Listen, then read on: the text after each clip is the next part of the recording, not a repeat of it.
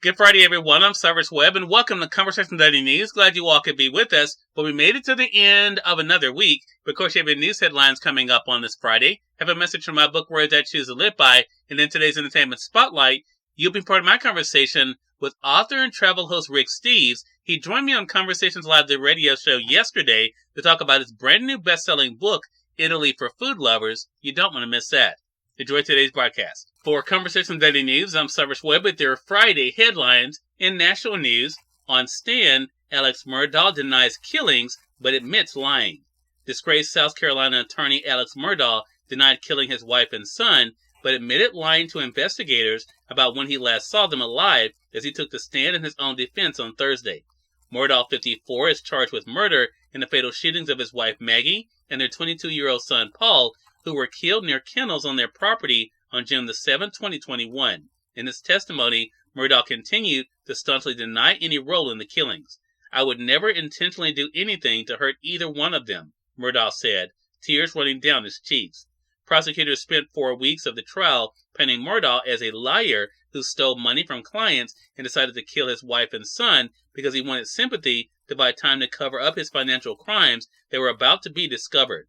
They have detailed what they call lie after lie, saying Murdaugh reacts violently when the truth is about to emerge, like trying to arrange his own death after his law firm fired him 3 months after the killings. Murdaugh lied about being at the kennels with his wife and son shortly before their killings for 20 months before taking the stand on Thursday, day 23 of the trial. Murdaugh blamed the lie, first told to a state law enforcement agent hours after the killings, on his addiction to opioids, which he said clouded his thinking and created a distrust of police. "As my addiction evolved over time, I would get in these situations, these circumstances, where I would get paranoid thinking," Murdaugh said. The once prominent attorney had told police that he was napping and did not go to the kennels before leaving the house to visit his ailing mother in another town. But several witnesses testified that they believed they heard Murdaugh's voice along with his son and wife on cell phone video taken at the kennels about 5 minutes before the shootings. It took investigators more than a year to hack into Paul Murdaugh's iPhone and find the video. Once Alex Murdaugh started lying about being at the kennels, he said he felt he had to continue. "Oh, what a tangled web we weave. Once I told a lie, I told my family I had to keep lying," he said. For prosecutors, that lie underpins a case where investigators haven't presented the weapons used to kill the victims, a confession, surveillance video, or clothes covered in blood. Murdaugh faces 30 years to life in prison if convicted. In more national news, NTSB says no alert for train crew until just before derailment. The crew operating a freight train that derailed in East Palestine, Ohio, did not receive a critical warning about an overheated axle until just before dozens of cars went off the tracks, federal safety investigators said in a report Thursday as U.S. Transportation Secretary Pete Buttigieg made his first visit to the crash site. An engineer slowed and stopped the train after getting a critical audible alarm message, according to a preliminary report by the National Transportation Safety Board. The crew then saw fire and smoke and alerted dispatch of a possible derailment, the report said.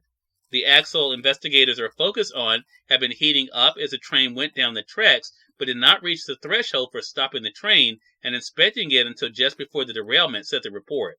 The train was going about 47 miles per hour at the time, just under the speed limit of 50 miles per hour, according to safety investigators. In more national news, R. Kelly avoids lengthy add-on to 30-year prison sentence. R. Kelly was sentenced on Thursday to 20 years in prison for child pornography and enticement of minors for sex, but will serve all but one of those simultaneously with a separate 30-year sentence on racketeering and sex trafficking convictions.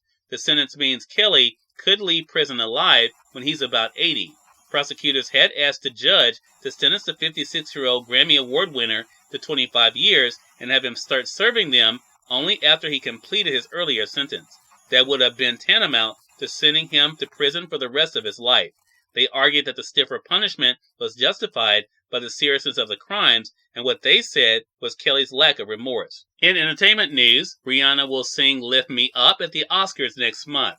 Rihanna will follow up her soaring Super Bowl halftime show with a performance as a Super Bowl of movies, the Oscars. Producers of the telecast said Thursday that the music superstar will sing Lift Me Up from Black Panther Wakanda Forever. Lift Me Up, with music by Tim's, Rihanna, Ryan Coogler, and others, is nominated for Original Song. It is Rihanna's first Oscar nomination. And finally, in business news, stocks rise on Wall Street and breaks a 4-day losing streak. Stocks climbed Thursday after a seesaw day on Wall Street to break out of their longest losing streak since December. All told, the S&P 500 rose 21 points to 4,012.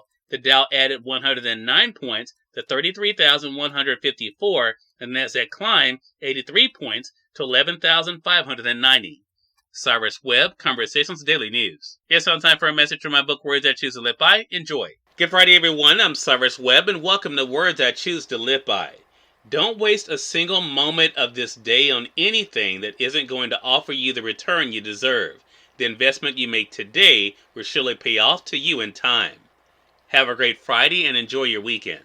We are part of my conversation coming up with Rick Steves in today's Entertainment Spotlight. Stay with us. You're listening to Conversation Daily News. For Conversation Daily News, I'm Cyrus Webb with the Entertainment Spotlight. Author and travel host Rick Steves joined me on Conversations Live, the radio show, to talk about his brand new book, Italy for Food Lovers. Here's a bit of our conversation. Rick, thank you so much for the time. I really appreciate it. It's great to be with you, Cyrus. The pleasure is definitely all mine. So as I mentioned, the book, Italy for Food Lovers, already a bestseller on Amazon. What has it been like for you, Rick, to be able to share your love of travel and food with the rest of us? Well, that's kind of the joy of my work. I love to travel, and I love to help Americans better understand the culture of Europe. Europe is my beat. That's all I do. I've got about 50 guidebooks covering every corner of Europe, and we've been making television shows for 30 years on public television and leading our groups around Europe. We take about 1,000 busloads of Americans around Europe every year on our tours. And it's just so much fun to find places that I love, find experiences that I love, find dimensions of good living that I love that are related to travel, and bring it home and let other people learn from my experience and have a more experiential and efficient and economic travel experience themselves. And now with this book that we've just published, Italy for Food Lovers, we're able to help Americans who might not be sophisticated about Italian culture get over there and just enjoy the food of Italy, which is my favorite place to eat in Europe. Love that. And to that point then, Rick, I think the other thing about this book is the great marriage, not only of the food, but also the history and the photos. What was it like for you to kind of bring all of that together again with your love of Italy? Well, Italy is our best-selling destination. I've done, of all of my guidebooks, my Rick Steves Italy guidebook is, I think, the best-selling guidebook to Europe of any book. Our tour program is dominated by Italy. I think, I've done 8 shows on Britain and 10 shows on Spain. I've done 18 shows on Italy. And it just was so much fun to be able to find a person who I could collaborate with on this book that is a very, very good partner on this, Fred Plotkin, my co-author, and weave his sophisticated and highbrow gourmet approach to Italian. Cyrus Webb, Conversations Daily News. We thank you all for tuning in to this edition of Conversations Daily News. We'll visit us on Monday with more news, message from my book, Words I Choose to Live By, and of course your Entertainment Spotlight. Until then, I'm your host, Cyrus Webb, saying as always, enjoy your day, enjoy your life, enjoy your world. Thank you all for choosing Conversations Daily News today. Now let's go make today amazing. Take care.